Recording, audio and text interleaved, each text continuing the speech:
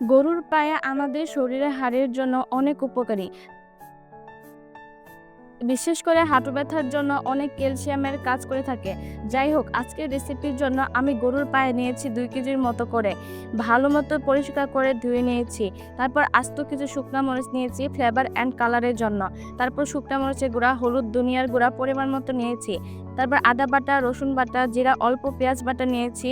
আর সাথে পেঁয়াজ কুচি আর খাওয়া এলাচ আর কয়েকটা লং এবং টুকরা করে তেজপাতা নিয়েছি।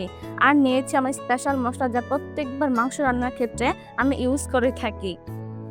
তারপর আমি একটি বড় পাতিলের মধ্যে সয়াবিন তেল গরম করে নিয়ে দিয়ে দিব পেঁয়াজ কুচি। পেঁয়াজ কুচি একটু ভালো করে ভেজে নিব নরম হওয়ার আগ পর্যন্ত।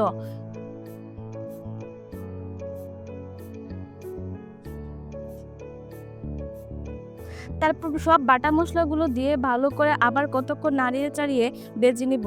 তারপর শুকনো উপকরণগুলো দিয়ে আরেকটু নাড়িয়ে আবার সেই মরিচের মশলাগুলো একসাথে পানি দিয়ে ভালো করে হাত দিয়ে মেখে নিব।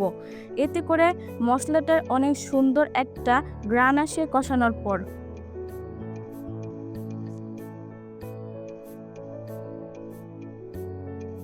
মশলা যত ভালো করে কষিয়ে নেবেন, যে কোনো রান্না করা খাবারের টেস্ট বেশি ভালো আসে।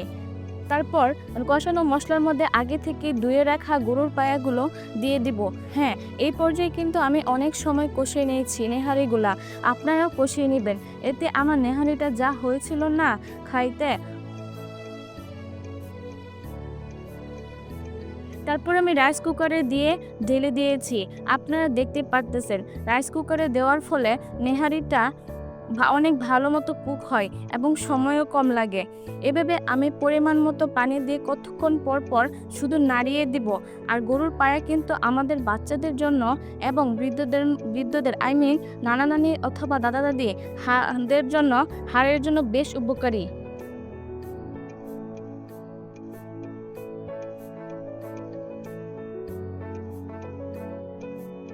আর এভাবে 3 থেকে 4 ঘন্টা রাইস কুকারে ভালো করে আমি জাল করে নিয়েছি।